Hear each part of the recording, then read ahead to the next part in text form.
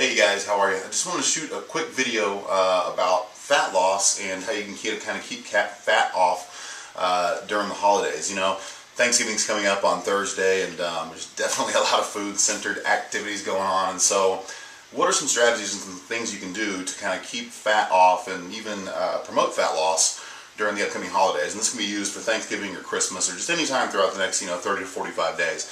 I've got three basic strategies that you can use at Thanksgiving or just whenever you feel like. So the first thing is the average American consumes, you guys have probably heard this stat, 5,000 calories during the Thanksgiving meal. So most of you guys know that a pound of fat has 3,500 calories. So if you're sitting down and you're eating 5,000 calories at a stretch, well, that's over a pound of fat. But here's the thing.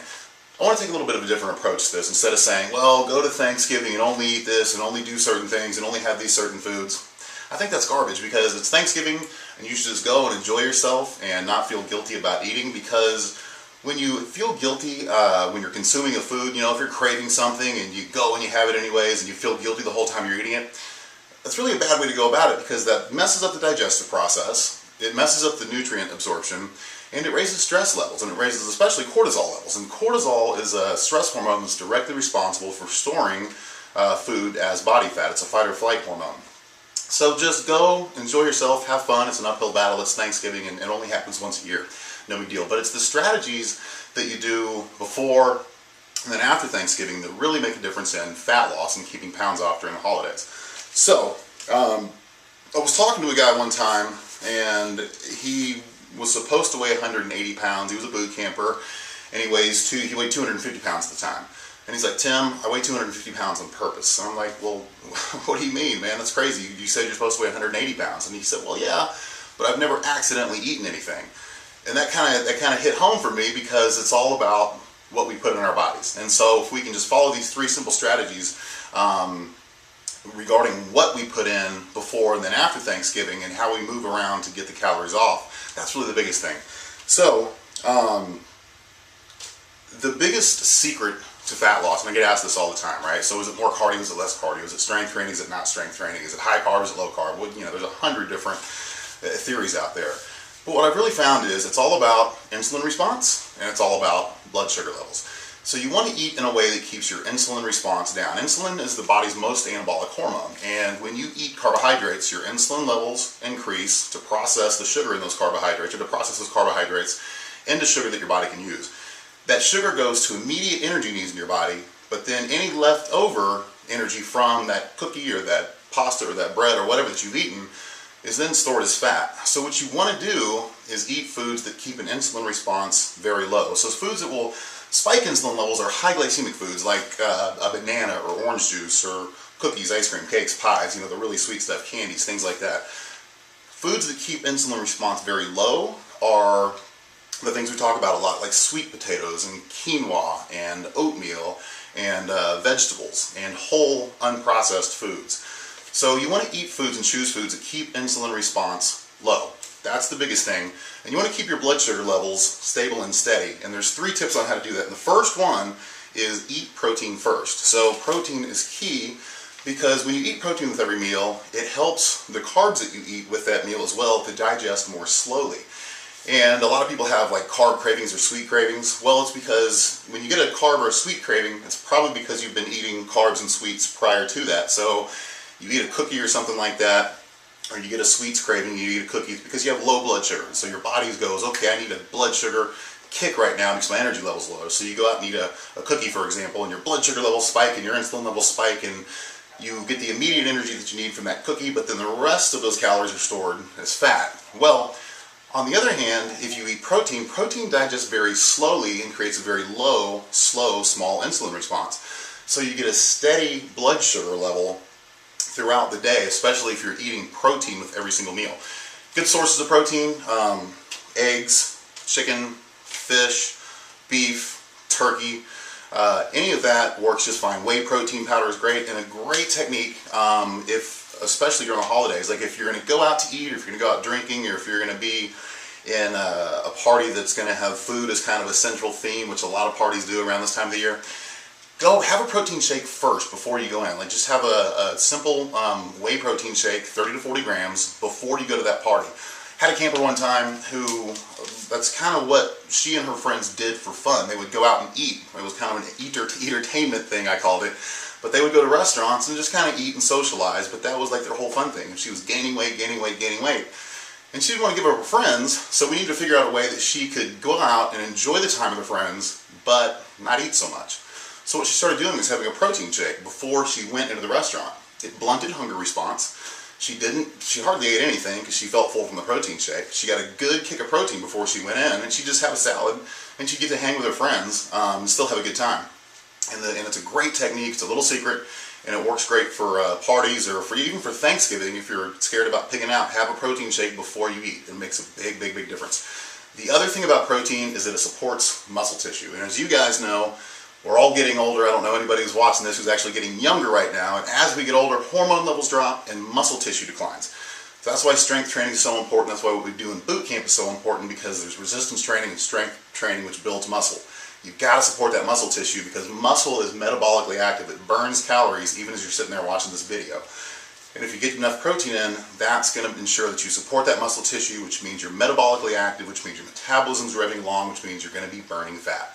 And then final point on protein is a cool little thing called the thermic effect of food. For every calorie of protein you eat, or every gram of protein you eat, contains 4 calories. Your body uses 1 of those calories to actually digest that protein. So if you eat 100 calories of protein, 25 calories go into the processing, the digestion of that protein. Not so with carbohydrates. If you eat 100 calories of carbohydrates, only 10 calories go into the processing of those carbohydrates. So in effect, for every 1 calorie or 100 calories of protein that you eat, you're only really getting in 75 calories. So because of the thermic effect of food, your body has to expend a lot more energy to digest that protein. So at holiday parties, have a protein shake. Before big meals, have a protein shake if you're going to go out. And focus on the protein. So protein first, eat a big dose of protein first, stick with the veggies, and stay away from the high glycemic carbs. Stick with veggies and whole grains, whole foods, quinoa, sweet potatoes, things like that. That will keep insulin response low. Second one is, I love this, I borrowed this from Jack LaLanne. And if you guys don't know who Jack LaLanne is, go look him up. He's kind of the guy who started the whole fitness thing. He passed away, I think, last year. And he had a quote, and the quote was, if God made it, eat it. If man made it, leave it. And what that refers to is processed foods. What is processed food really? It's food that's taken from its natural state and turned into something. On one extreme you get a Twinkie, but even things like frozen dinners, you know, smart ones and healthy ones and stuff like that, that's still processed food too. So anything that is like grab and go, heat and eat, tear and share, ready to serve, probably not the best thing to eat, because they take whole food in its natural state and they process it and they take nutrients out of it and they put other stuff back in to make it more stable, to give it a longer shelf life. Well, one of the reasons why processed food is so bad is because they take the nutrition out of it. They take the components that your body needs out of it and puts other stuff in there to keep it on the shelf longer. Because the longer that food stays on the shelf, the more likely that manufacturer is to sell it. The more likely that manufacturer is to sell it, the more profit they're going to make. And that's what it all boils down to. They don't care about you or what you put in your body. That's why they put the junk in processed foods, because it stays on the shelf longer. Think about Twinkies for a second. That's an extreme example. A Twinkie has no nutrition. Mold won't eat it, fungus won't eat it, but some of us eat Twinkies or Ding Dongs or Ho-Hos or crazy stuff like that. It's because there's no nutrition in there. And your body doesn't know what to do with it. And very simply put, processed food makes you fat because they remove the nutrients from it and it's just empty calories at that point. So, a good guideline when going out to eat or at holiday parties or at Thanksgiving is, if God made it, eat it. If man made it, leave it. And I'll leave you with one last example. My aunt makes a broccoli, rice, cheese casserole, and she has made it ever since I was a kid at Thanksgiving. And it's like broccoli, a little bit of broccoli, barely, and white rice, and then the rest is like Velveeta cheese. The stuff is so good, but it's the worst thing for you because it's all processed food. So this year I'm avoiding the broccoli, rice, cheese casserole. I'm going to go for the whole veggies and the whole unprocessed food. So that's another good tip that keeps insulin response low, keeps blood sugar levels stable and steady, and keeps good nutrition in and chemicals out. So if God made it, eat it. If man made it, leave it. And then finally, the third one. I love this. I borrowed this from Tim Ferriss's The 4-Hour Body book. And if you guys want to read a good book about fitness and nutrition and how to look your best in a very short amount of time, check it out. Tim Ferriss, 4-Hour Body.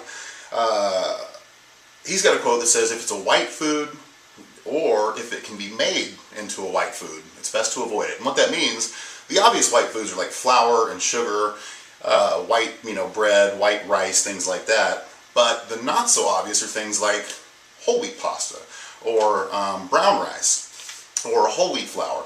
That can also, even though it's whole wheat or it's brown rice, can still be processed and made into white rice, which causes your body to have a strong insulin response because it's a very refined carbohydrate at that point. It doesn't take much digestion to actually turn it into sugar.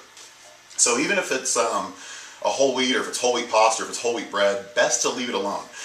Good replacements for things like that are lentils or legumes, any sort of bean, black beans, kidney beans, navy beans, doesn't matter. Lentils are cool.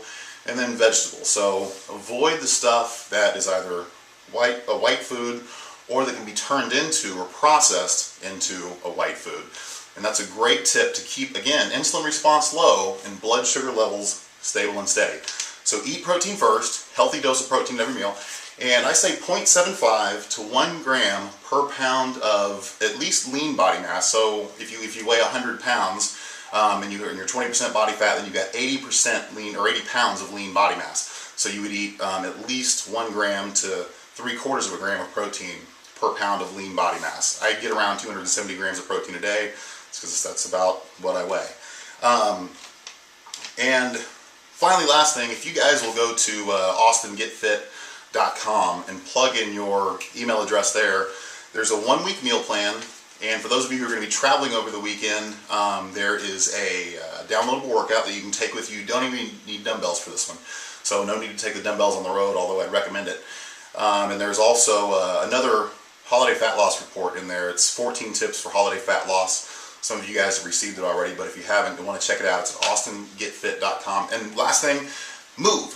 We spend a lot of time traveling to Thanksgiving in the car. We spend a lot of time sitting and eating at Thanksgiving and then sitting and watching the football game at Thanksgiving. Even if you move every 20 minutes with some vigorous, intense exercise 3 or 4 times a day, that's going to make all the difference in the world. It's going to help digestion. It's going to give you good calorie burn throughout the day, and it's going to keep the body fat off. Alright guys, hope you enjoyed this. Hope you have a great Thanksgiving this week, and we will see you in camp either this week or next. Talk to you soon.